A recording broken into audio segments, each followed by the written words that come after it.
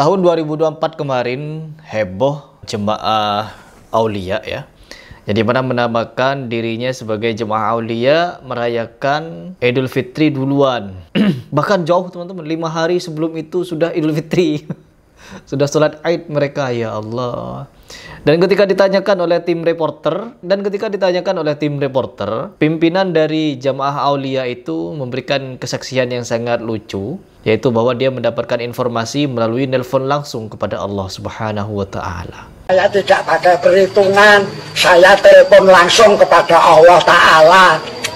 Ya Allah, kemarin tanggal 4, malam 4, ya Allah, ini sudah 29, satu sawahnya kapan? Allah Ta'ala ngendika tanggal 5 semua kue kaya ngono. Lah makanya disalahke wong ora apa-apa, urusan ingsun Gusti Allah. Dan gak perlu khawatir, di Indonesia aliran-aliran Sontoloyo seperti ini pasti ada pengikutnya. Kalau mereka ini melakukan sholat Id 5 hari sebelum pemerintah menetapkan atau dunia merayakan, berarti mereka ini puasanya cuma 24 hari. Kalau awal puasanya mengikuti pemerintahan. Tapi kalau puasanya tidak mengikuti pemerintahan, misalkan 5 hari sebelum ditetapkan awal puasa, mereka sudah berpuasa, ya mungkin punya perhitungan sendiri yang sontoloyo. Tapi kalau seperti kemarin, awal puasanya tidak tahu kapan, dan lebarannya tanggal...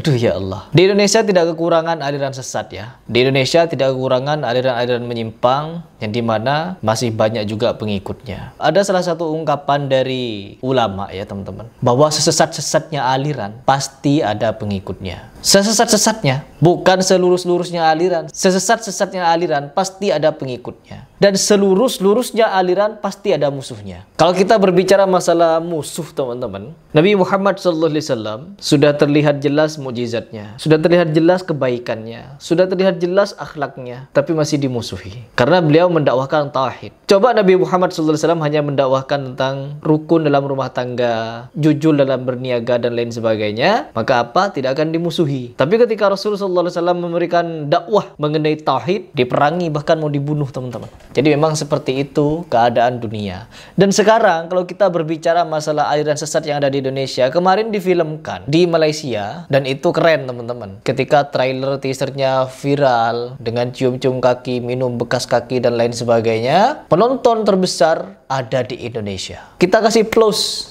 Ya, bukan berarti saya mengajarkan kalian untuk nonton film, no. Tetapi saya mengajak kalian untuk merenungi isi film tersebut. Karena sangat relate film tersebut dengan keadaan yang ada di Indonesia. Sesat apapun aliran, pasti ada pengikutnya. Dan sekarang ada yang namanya aliran jemaah An-Nazir. Kalau yang kemarin Aulia, sekarang An-Nazir teman-teman. Sudah melakukan sholat Idul Fitri duluan. Beritanya kemarin. Sekarang tanggal 29.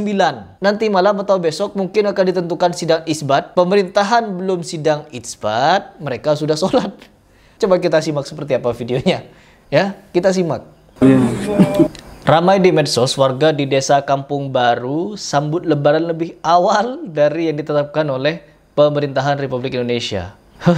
Kamis 27 Maret 2025, Lebaran Idul Fitri di Desa Kampung Baru oleh masyarakat Desa Kampung Baru.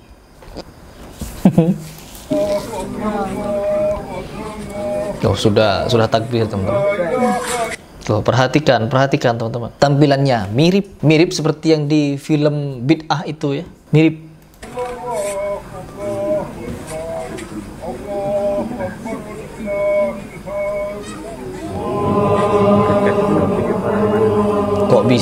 Kok bisa sekampung kompak begitu ya?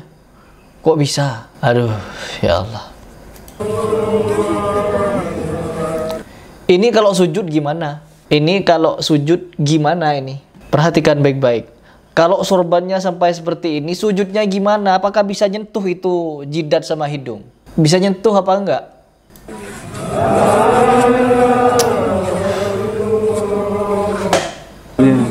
Makin besar imamahnya, makin keramat hidupnya teman-teman. Aduh ya Allah. Kaltim. Jadi kalau Kalimantan, coba kita baca. Kaltim. Viral momen ketika salah seorang warga di desa Kampung Baru, Ambalau, Buru Selatan, Maluku bagikan video telah menggelar sholat Idul Fitri lebih awal pada Kamis kemarin 27 Maret 2025. Sementara pemerintah baru akan menetapkan Idul Fitri pada tanggal 31 Maret. Aduh ya Allah. Di sini ada yang komentar yang sangat lucu ya. Wajar Kak, masih baru kampungnya. Jadi kampungnya karena masih baru jadi merayakan teman-teman, kampung baru ya. Dan di sini juga ada berita teman-teman ya. Jemaah An-Nazir Goa rayakan Lebaran Idul Fitri 1446 lebih awal Jumat 28 Maret 2025. Beritanya dimuat pada Jumat 28 Maret 2025.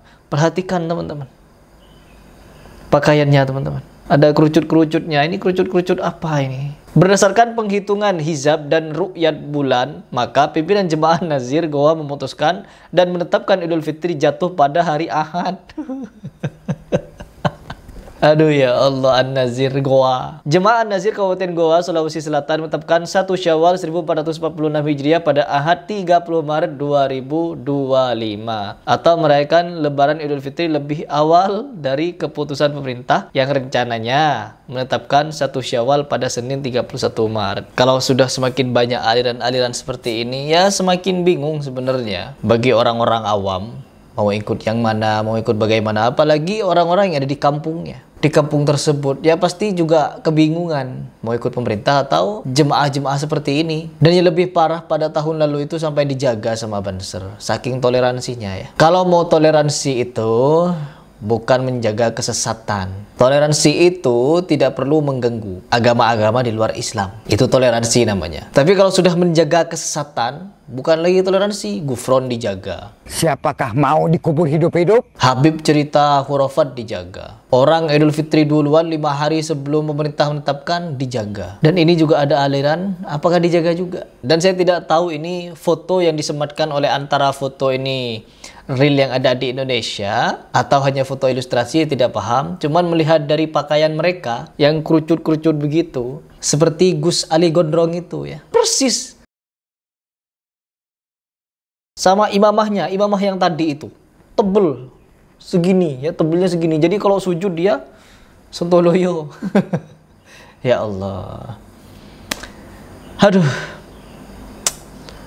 Tapi tetap teman-teman, orang yang benci kepada edukasi saya itu akan merasa sakit hati ketika saya membuat video-video bantahan seperti ini. Siapapun yang saya tentang, pasti bagi mereka adalah kawan. Memang betul, saya membahas Syiah. Bagi mereka, Syiah ibarat kawan. Dan memang Syiah juga menyatakan bahwa Syiah dan Sufi ini sebenarnya saling membantu, saling ta'awun. Dan begitu pun juga dengan mereka, dengan aliran-aliran apapun yang berseberangan dengan Harry Pras, berseberangan dengan Wahabi, musuh bagi mereka. Yang tidak berseberangan dengan kita, contohnya seperti Mekah Madinah, musuh bagi mereka. Hancurkan Mekah Madinah, dikuasai Wahabi. Wow, tepuk tangan teman-teman, tepuk tangan. Hebat sekali sekarang ini. Akhir zaman, fitnah di mana-mana. Silakan dipikir.